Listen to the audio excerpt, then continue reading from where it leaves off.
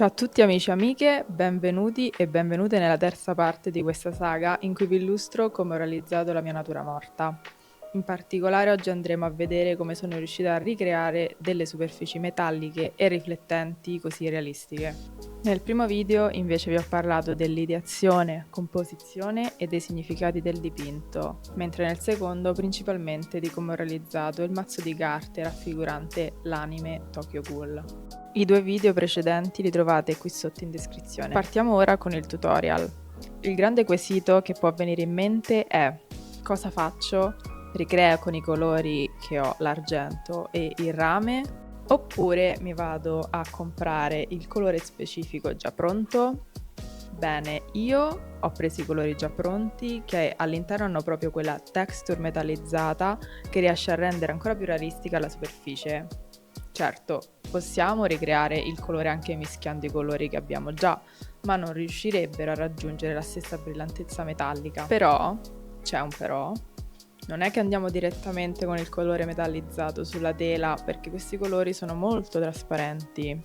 Vanno usati puri solamente quando vogliamo creare una luce massima color metallo.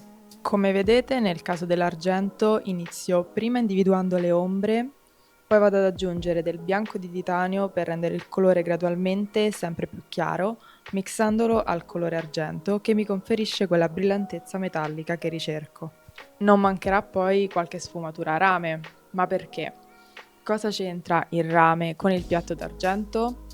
Perché se osservate bene, accanto al piatto c'è una mini caraffa di rame che riflette sul piatto. Quindi le superfici metalliche in questo caso si riflettono a vicenda. Sono dettagli a cui bisogna fare attenzione quando si dipinge. Una volta soddisfatta del risultato, concludo con le massime luci in bianco di titanio e le massime ombre con un mix di colori che ricreano un simil nero.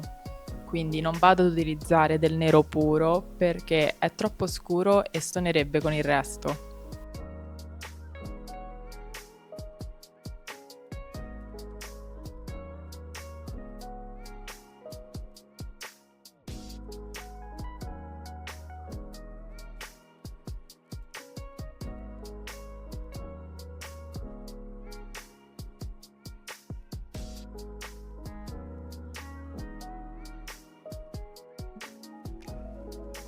Ecco, questo è il risultato fino adesso e mi sembra stia venendo piuttosto bene.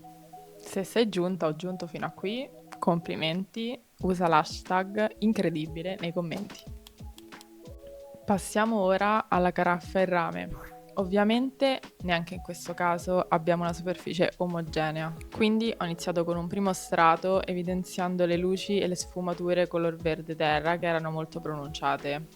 Poi ho continuato miscelando al color rame il bianco o il nero, creando in questo modo diverse tonalità che mi serviranno a raggiungere il massimo della tridimensionalità. Ma come devono essere date queste pennellate? Le superfici di rame sono caratterizzate come da tante piccole righette e così anche le pennellate saranno tante piccole righette. Non cercate l'omogeneità, questo modo di pennellare anzi conferirà ancora di più movimento e rotondità.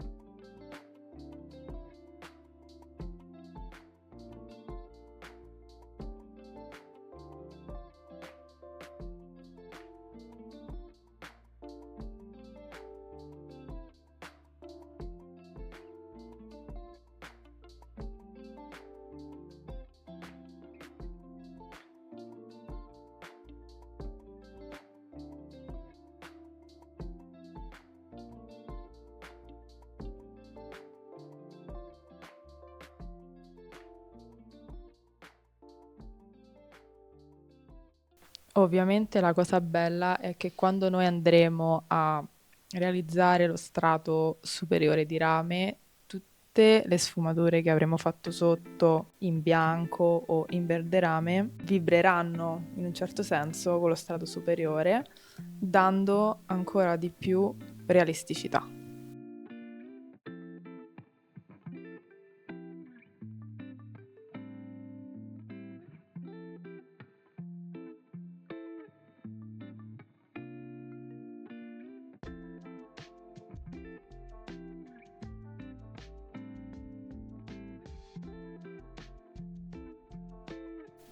Concludo picchiettando con le dita i punti luce per dare ancora più morbidezza e scurisco la parte destra in ombra.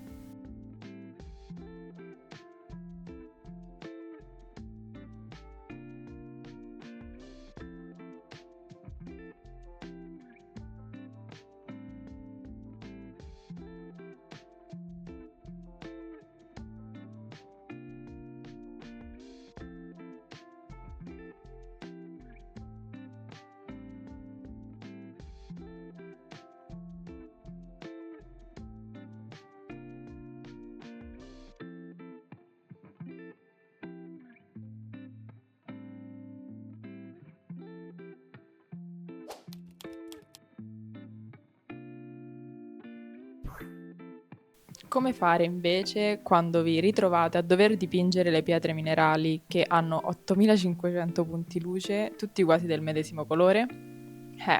Bella domanda. La cosa principale che consiglio è creare una palette, in questo caso sul bianco, con piccolissime differenze di colori che vanno dal blu al viola, dal giallo al verde. Così da avere una palette simile ma ricca e vibrante. Ogni colore lo posizionate abbastanza a caso picchiettandolo qua e là finché non vi sentite soddisfatti.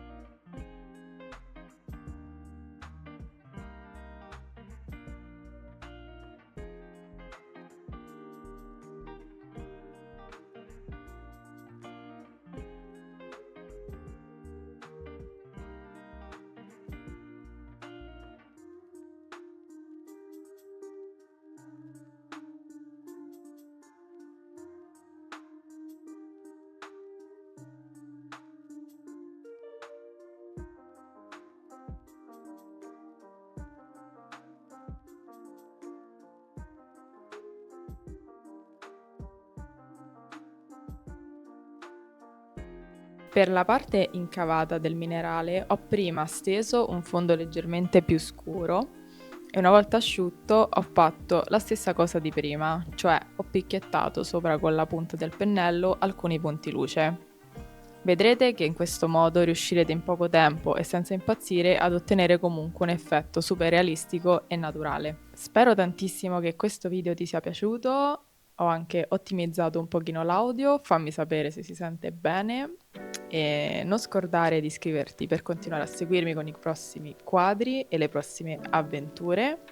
Scrivimi cosa ne pensi nei commenti, non vedo l'ora di leggerti. A presto, ancora qualche secondo per poter vedere il risultato finale. Buona pittura. Adios.